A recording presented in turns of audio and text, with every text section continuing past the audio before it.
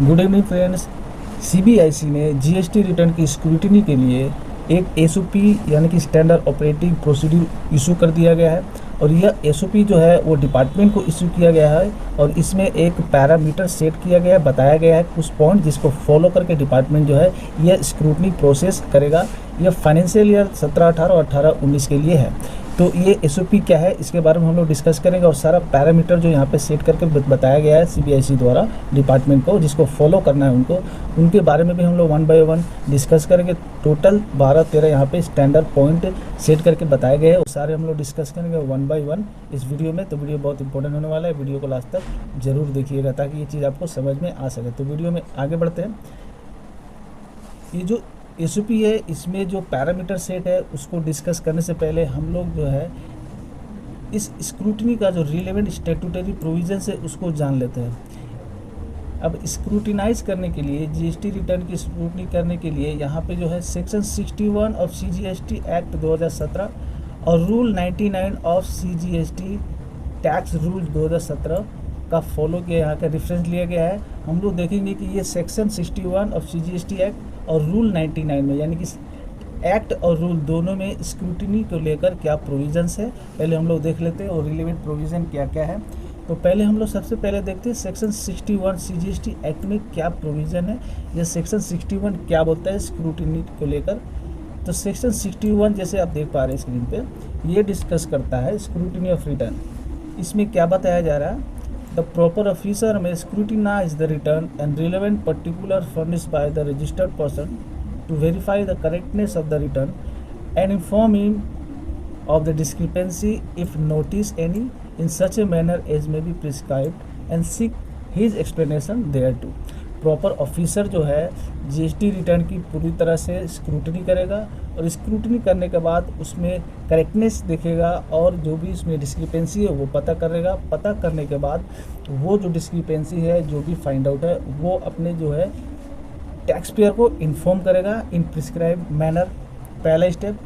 उसके बाद in case the explanation is found acceptable, अगर एक्सप्लेनेशन जो दिया गया है प्रॉपर ऑफिसर द्वारा टैक्स पेयर को वो अगर एक्सेप्टेबल पाया जाता है, then the registered person shall be inform accordingly and no further action shall be taken.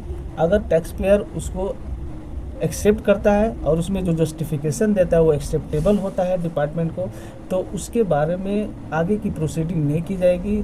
वो यहाँ पे दिया गया जैसे the registered person shall be inform accordingly, inform किया जाएगा रजिस्टर्ड पर्सन को एंड उसके खिलाफ कोई फर्दर एक्शन नहीं दिया जाएगा, नहीं लिया जाएगा। ठीक है, ये नेक्स्ट स्टेप है। अब अगला स्टेप इसमें क्या है स्क्रूटनी रिटर्न के लिए, in case no satisfactory explanation furnished within the period of 30 days of being inform. GST officer द्वारा नोटिफाई करने के बाद 30 दिन के अंदर अगर कोई tax payer satisfactory explanation department को नहीं देता, ऑफिसर को प्रोवाइड नहीं करता है, उस केस में क्या होगा, उस केस में क्या होगा, the registered person after accepting the discrepancy fails to take the corrective measures in his return for the month of in which the discrepancy is accepted, the proper officer may initiate the appropriate action including those under section 65, section 66 and section 67। अगर proper officer को tax payer द्वारा जो reply दिया गया है वो satisfactory नहीं निकलता है, उस केस में प्रॉपर ऑफिसर जो है आगे के लिए प्रोसीडिंग इनिशिएट कर सकता है अंडर सेक्शन 65, सेक्शन 66 और सेक्शन 67। इसके अलावा भी ही में proceed to determine the tax and other dues under section 73 और सेक्शन 74। इसके अलावा भी प्रॉपर ऑफिसर जो है सेक्शन 73 और सेक्शन 74 के अंतर्गत प्रोसीडिंग कर सकता है। सोकोस नोटिस इशू करके जो टैक्स लाइबिलिटी है, अगर कोई टैक्स कंपोनेंट है, टैक्स लाइबिलिटी अदर ड्यूज जो वो फाइनलाइज करके उसको इम्पोज कर सकता है। तो ये टोटल प्रोसीडिंग ये बोलता है, ये रिलेवेंट अपना प्रोविजंस बोलता है सीजीएसटी एक्ट का स्क्रूटनी को लेकर। अब हम लोग देख लेते हैं कि रूल में क्या दिया गया है स्क्रूटनी ऑफ रिटर्न को लेकर। रूल 99 में दिया गया स्क्रूटनी ऑफ रिटर्न के बारे में, ये मैं आपको बता देता हूँ। इसमें क्या दिया गया है, सेक्शन 61 के अंतर्गत जो भी स्क्रूटिनाइज के लिए सिलेक्शन होगा जिस जीएसटी का, उसको प्रॉपर ऑफिसर स्क्रूटिनाइज करेगा और स्क्रूटिनाइज करने पर जो भी डिस्क्रिपेंसी निकलेगी उस डिस्क्रिपेंसी को जो प्रॉपर ऑफिसर जो है टैक्सपेयर को फॉर्म GST ASMT 10 में इन्फॉर्म करेगा उसको, और डिस्क्रिपेंसी के अगेंस्ट में जो भी एक्सप्लेनेशन है वो सीख करेगा, यानी कि वो उससे एक्सप्लेनेशन मांगेगा। ठीक है, तो GST ASM 10 में वो टैक्स पेयर को इन्फॉर्म करेगा।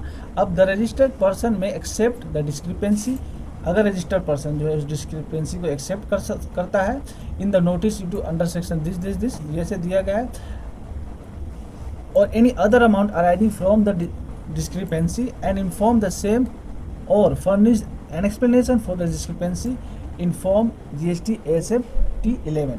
और जो रजिस्टर्ड पर्सन है अगर डिस्क्रिपेंसी को एक्सेप्ट करता है, उसके अगेंस्ट में जो लाइबिलिटी अगर है, इंटरेस्ट टैक्स जो भी बनता है, पेनल्टी बनता है, उसको एक्सेप्ट करता है, तो वह जो है फॉर्म GST ASMT 11 में रिप्लाई करेगा प्रॉपर ऑफिसर को।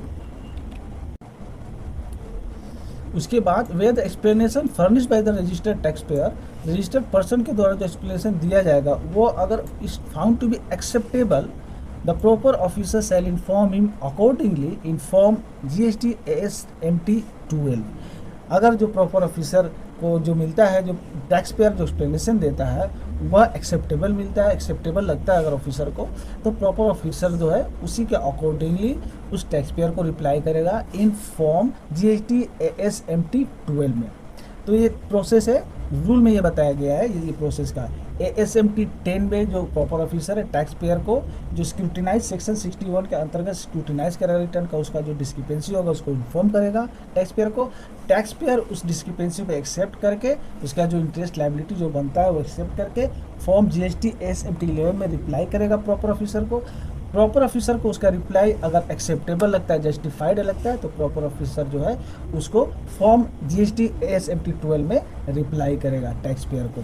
तो ये रूल में लिखा गया है स्क्रूटनी ऑफ रिटर्न को लेकर। तो हमने स्क्रूटनी ऑफ रिटर्न को लेकर जो रिलेवेंट रूल और रिलेवेंट जो एक्ट है वो दोनों देख लिया है। अब हम लोग देखते हैं, डायरेक्ट चलते हैं कि जो यहाँ पे पैरामीटर सेट किया गया है स्क्रूटिनाइज करने के लिए, CBIC ने जो नोटिफाई किया है, इसमें प्रॉपर ऑफिसर लोग को क्या क्या फॉलो करना पड़ेगा, ये सारा पैरामीटर हम लोग डिस्कस कर लेते हैं।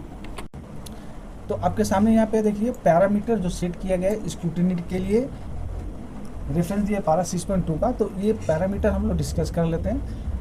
Tax liability on account of outward taxable supply other than zero rated, nil rated और exempted. Zero rated, nil rated और एग्जेम्प्टेड के सिवा जो भी आउटवर्ड टैक्सेबल सप्लाई है and outward taxable supplies zero rated as declare in table 3.1A 3.1B respectively of form GSTR 3B।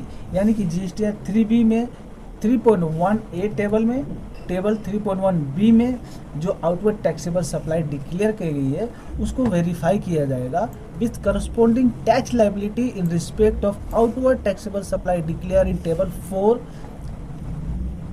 Table 5, table 6, table 7A, table 7AB1, table 11A, table 11B along with the net effect of amendment, अगर कोई हो उसको net effect करने के बाद, of GSTR 1। तो जो GSTR 3B के टेबल नंबर 3.1A में और टेबल नंबर 3.1B में जो आउटवर्ड टैक्सेबल सप्लाई डिक्लेयर की गई है, जो रिटर्न जो टैक्सेबल टर्नओवर डिक्लेयर किया गया है उसको वेरीफाई किया जाएगा GSTR 1 के टेबल नंबर 4 से table number 5, table number 6, table number 7 है, table number 7B, table number 11 है, टेबल नंबर 11B और टेबल नंबर 9, 10 एंड 11 को समराइज करके जो आएगा उसके साथ। यानी कि दोनों, जैसे कि जो मैंने अभी बताया 3.1A GSTR 3B का, 3.1B का जो टोटल समेशन होगा, जो टर्नओवर डिक्लेयर हुआ होगा, वो इक्वल होना चाहिए अपने GSTR 1 का table 4, 5, 6, 7A, 7B, 11A, 11B, table 9, 10 और 11 के टोटल फिगर के साथ। वीडियो के पे ख़त्म करते हैं फ्रेंड्स। ख़त्म करने से पहले अगर चैनल को सब्सक्राइब नहीं किया तो सब्सक्राइब कर लीजिएगा ताकि आने वाले वीडियो का नोटिफिकेशन आपको मिल पाए।